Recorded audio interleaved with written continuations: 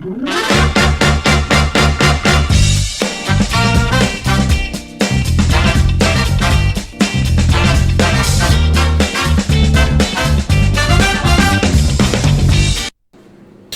page des élections tournée, Félix Tshisekedi est déterminé de rendre son ultime mandat mémorable. Dans l'histoire du pays, l'intention est là, certes, mais est-ce que l'action suivra? Comment et avec qui? Analyse de ces nombreuses questions qui vous taraudent certainement l'esprit avec Junior Koudoura, cadre de l'Union Sacrée. Bonsoir. Bonsoir Christopher et bonne année. Bon début d'année 2024, effectivement. Merci. C'est notre premier numéro. Ouais. Pour en venir au discours, vous l'avez certainement suivi, ce discours d'investiture de Félix Tshisekedi. Sommairement, quel point vous a marqué le plus? Eh bien d'abord, le chef de l'État a été clair dans son discours. Si on peut le résumer en quelques mots, premièrement, c'est les réformes, continuer les réformes, et puis deuxièmement, réformer rapidement. Je pense que le chef de l'État a été sur une bonne lancée. Les Congolais lui ont donné une majorité qui est à l'image de son engagement du premier mandat, c'est-à-dire irréprochable et indiscutable. Les Congolais, à travers ce nouveau mandat, ont montré qu'ils étaient derrière le chef de l'État par rapport à ses préoccupations, par rapport à son combat, notamment à l'est du pays. Et à travers ce second mandat et cette nouvelle majorité, il faut donc, le chef de l'État l'a dit, continuer à réformer, c'est-à-dire consolider les acquis, réformer davantage, mais surtout, comme vous l'avez dit, ce mandat ultime, c'est-à-dire il faut réformer rapidement. Alors, ma lecture à moi, c'est qu'effectivement, le temps presse, il faudra aller vite et continuer à réformer davantage les premières réformes qui ont été entamées lors de ce premier mandat, c'est-à-dire l'enseignement, la sécurité, etc. Quand le lendemain de l'acquisition de son dernier mandat, on entend tout le temps dans la bouche, en tout cas de tous les communicateurs du président Tshisekedi, le mot réforme, ça fait penser peut-être à une envie de prolongation aussi, c'est-à-dire... Qu'est-ce que vous entendez exactement par réforme? Est-ce que Félix Tshisekedi serait prêt, par exemple, à pousser son deuxième mandat plus loin? Non, nous pensons dans les réformes qui ont été entamées. Quand nous parlons réformes, nous pensons aux réformes qui ont été entamées. Je parle notamment de la première des réformes, c'est la sécurité. Félix Tshisekedi a fait de la sécurité, de la guerre à l'Est, la priorité des priorités lors de son premier mandat.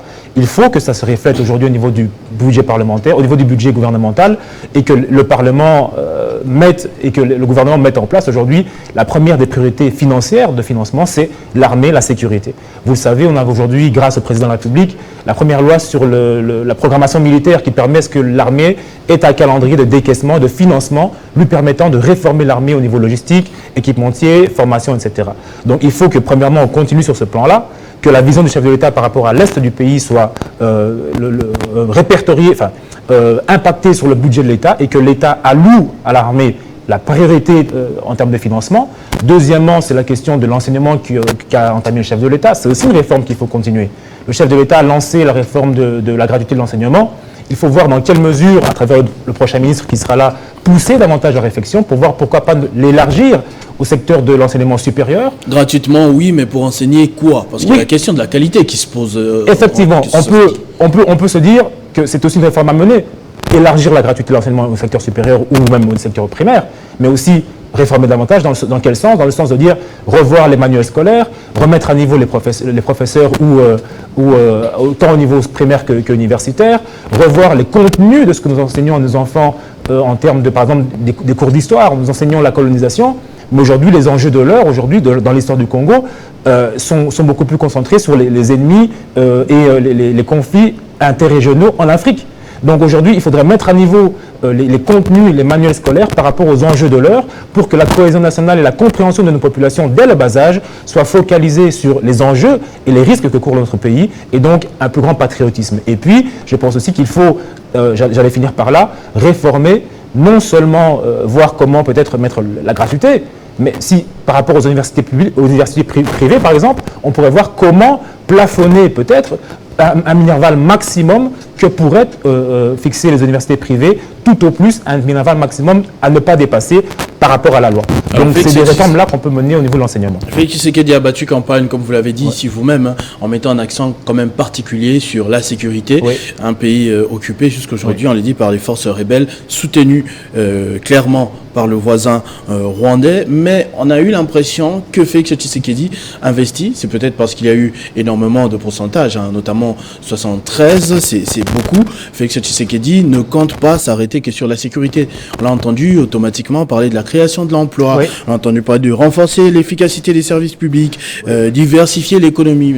Oui, dans la diversification, aujourd'hui, on le voit, la RDC est un pays à 80% agricole. Il faut regarder dans ce sens-là aussi, voir dans quelle mesure exploiter nos richesses, voir dans quelle mesure valoriser les métiers par rapport aux richesses qui sont les nôtres. Aujourd'hui, nous sommes un pays en construction, il faut que nous investissions dans la formation professionnelle pour que nous ayons une main-d'œuvre capable de construire notre pays. Aujourd'hui, nous avons des terres agricoles non exploitées. Il faut que nous voyions comment le gouvernement peut mettre en place des mesures incitatives qui permettraient à ce que la population puisse investir et les opérateurs économiques puissent investir dans le secteur agricole et donc créer de la richesse, donc créer de la production qui permettrait donc de la richesse et donc de l'emploi et donc de la diversification de l'économie. On doit sortir de l'étau que le monde occidental veut nous mettre autour des mining et penser différemment, penser en dehors de la boîte, voir dans quelle mesure, à part les mining, bien sûr qui sont essentiels, on pourrait utiliser, exploiter d'autres secteurs qui n'ont jamais été et que nous délaissons bien que trop aux étrangers. Donc ce sont des réformes-là qu'il faut mener par les équipes qui vont accompagner le chef de l'État à travers sa vision, mais des réformes audacieuses, des initiatives créatrices qui permettraient de penser autre chose. Et pour chuter, j'aimerais proposer autre chose aussi. Aujourd'hui, nous avons au Congo des difficultés avec le taux de change.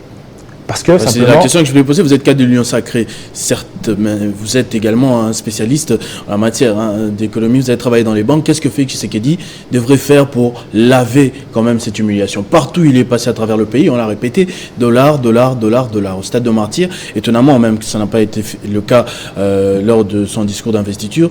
Que pensez-vous qu'il peut faire dès les premières semaines maintenant, en attendant le gouvernement et tout le reste, pour stabiliser cette situation? La question, elle est vaste, mais je vais essayer d'être très bref. Il y a deux aspects, l'aspect économique et puis l'aspect citoyen. L'aspect citoyen, l'aspect économique, c'est que aujourd'hui nous ne produisons pas assez.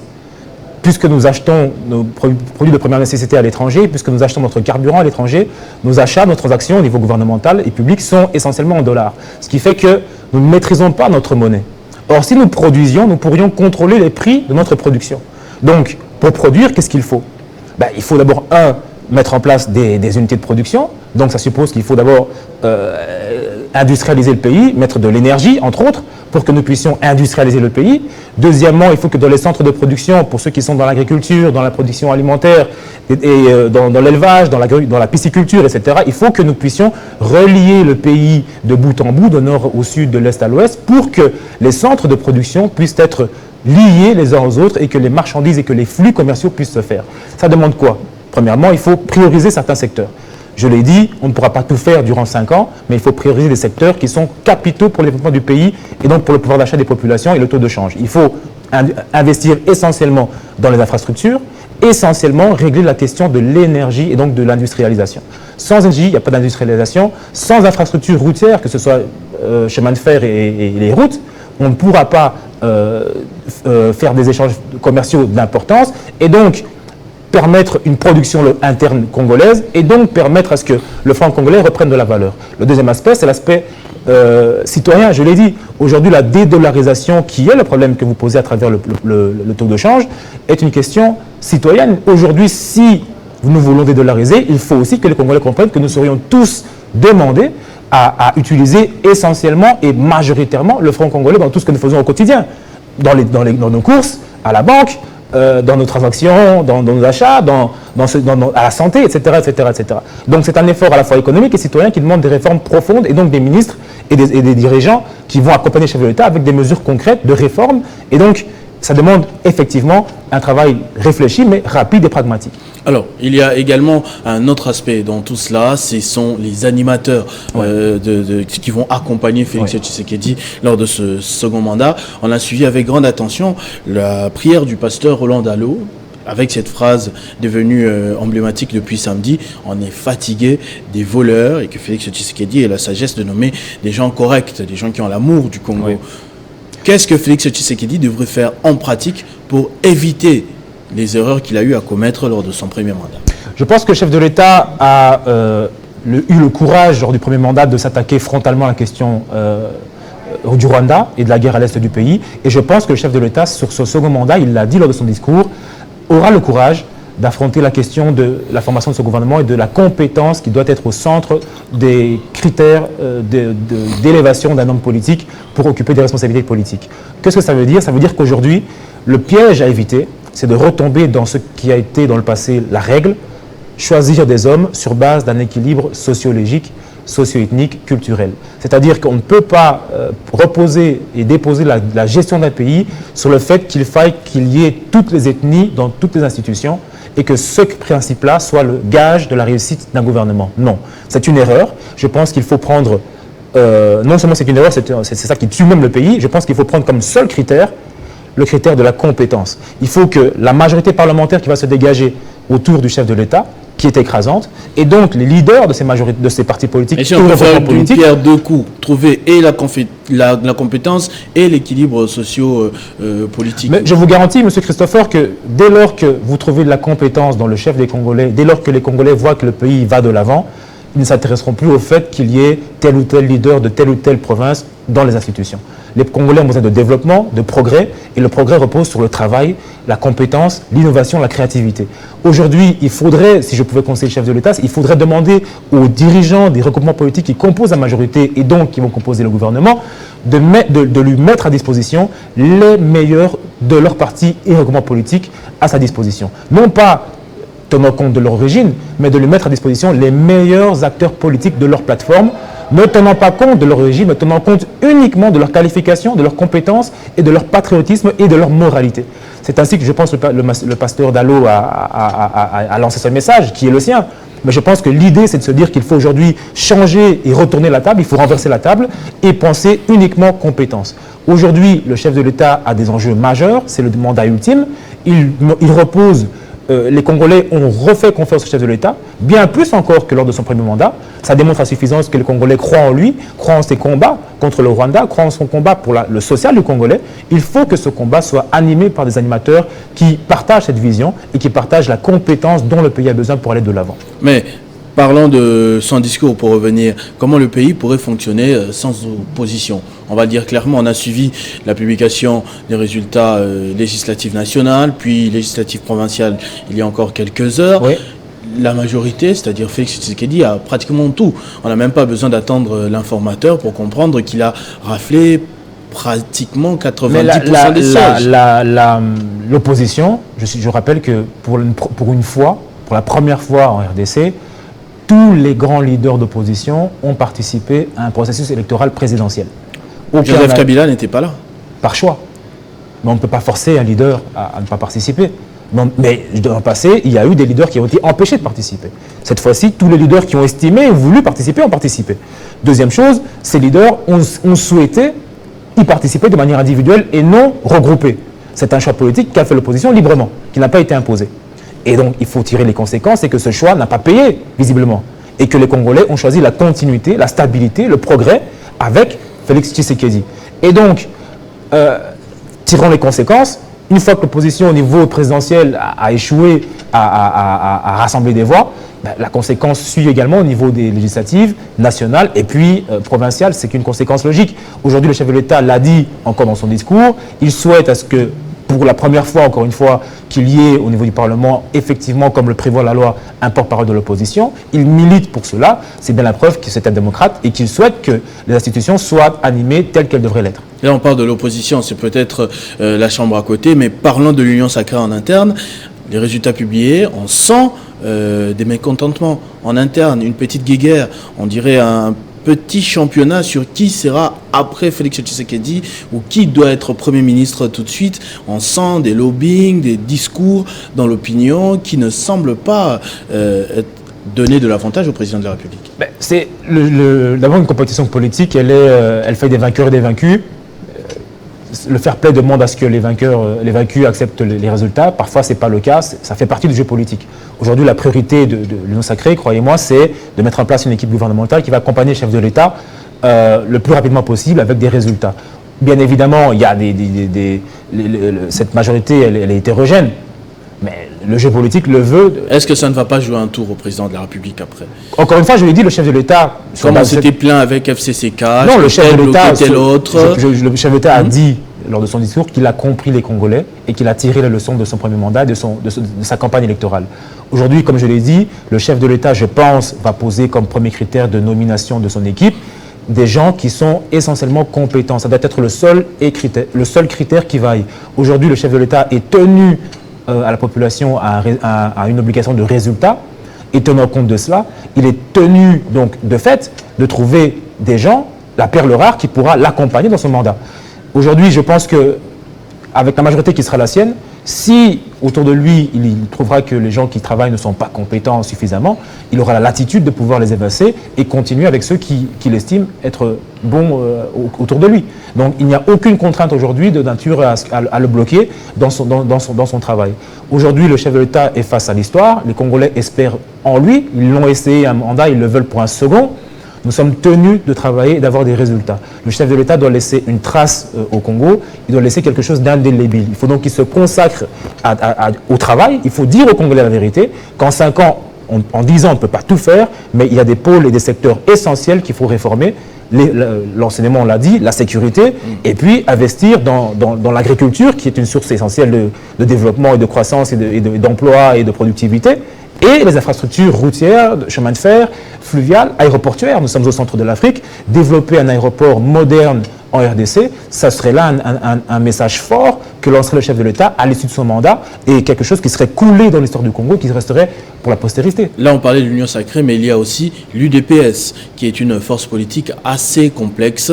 Le président de la République s'en est vanté dans son discours, oui, en tout cas. Mais comment ça va se passer alors qu'il y a énormément de frustrés que l'on ne semble pas maîtriser, y compris par ceux qui détiennent la signature? Non, la frustration, elle est relative. Aujourd'hui, l'UDPS, effectivement, vous l'avez dit, à la majorité des sièges au niveau de la députation provinciale à Kinshasa notamment, et même au niveau national.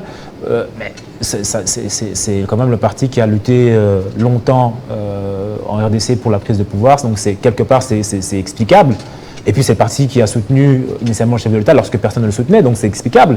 Mais aujourd'hui, la question n'est plus là. Je pense que pour le chef de l'État, la question n'est plus de savoir quelles sont les luttes internes. Aujourd'hui, il a besoin d'hommes et de femmes, de jeunes et de vieux prêts à travailler avec lui pour le pays.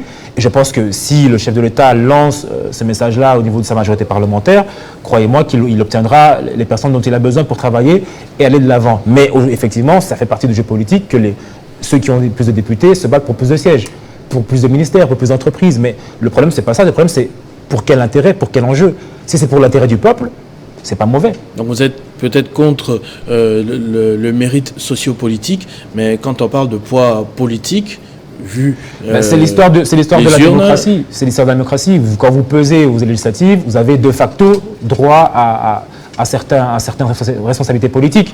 Mais peu importe que vous soyez d'un parti X, Y ou Z, dans tous ces partis-là, je suppose que dans ce pays, nous avons de la compétence dans tous les partis politiques, et le seul critère de compétence, le seul critère que nous voulons pour être élevé comme dirigeant au Congo et accompagner le chef de l'État, c'est la compétence. C'est ce que moi je souhaite que le président prenne en considération pour son intérêt, pour son mandat qui est le dernier, comme il l'a dit, l'ultime, comme il l'a dit, pour le renouveau que nous voulons, et ça passe par le renouvellement de la classe politique. Et ce renouvellement de la classe politique, peu importe le parti qui fournira les ministres ou les mandataires, mais ces mandataires et ministres qui seront fournis au chef de l'État doivent être fournis sur le seul message et sur la seule base de la compétence. J'insiste et je réinsiste parce que aujourd'hui, depuis 1960, on passe de gouvernement en gouvernement en tenant compte de la représentativité sociologique, ce qui fait d'ailleurs que nous prenons 6 mois, 10 mois, 12 mois à former des gouvernements, et au finish, on se rend compte que le résultat n'y est pas forcément.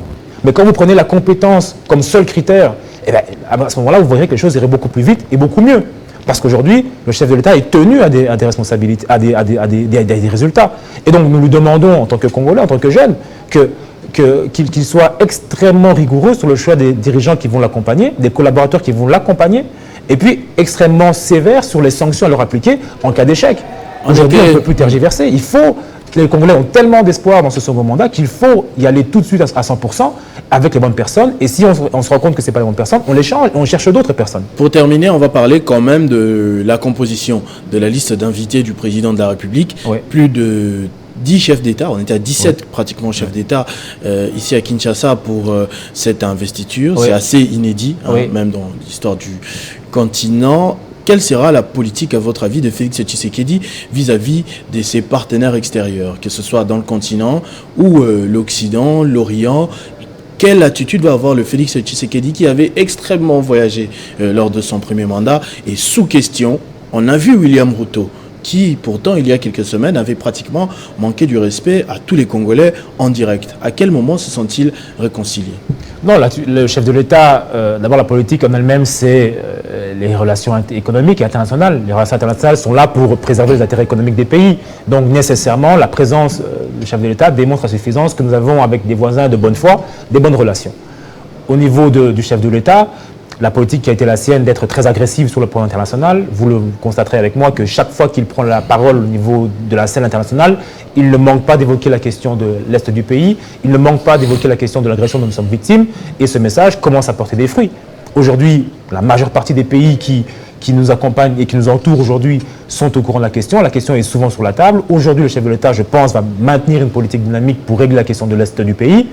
Aujourd'hui, je pense qu'on a beau être dans un second mandat, la question essentielle du chef de l'État sur le plan international, c'est la question du Rwanda et de l'Est du pays. Et je pense que la loi sur la programmation militaire permettra à ce que de manière pérenne, nous puissions financer notre armée et nous préparer, comme il l'a dit, en cas de ligne rouge, à nous défendre et défendre nos frontières. Donc le chef de l'État, je pense, en quelques mots, ne changera pas sa politique. Il restera sur de l'énergie, du dynamisme, sur la dénonciation et puis sur la préparation de l'armée et la refonte de l'armée pour la préparer davantage à toute velléité extérieure, telle qu'il l'a dit lors de sa clôture de campagne. Merci beaucoup Junior Koudoura, cadre de l'Union Sacrée. Avec vous, on a décrypté ce discours d'investiture du président de la République en 6 axes, notamment, je rappelle, la création d'emplois, la protection du pouvoir d'achat des ménages et la stabilisation du dollar, l'assurance de la sécurité du territoire national, la diversification de l'économie congolaise, une garantie à l'accès aux soins et le renforcement de l'efficacité des services publics. Merci beaucoup d'avoir répondu à nos différentes questions et j'espère qu'on se retrouvera très prochainement avec le même plaisir. Il n'y a pas de problème, c'est un plaisir de me recevoir, d'être sur votre plateau.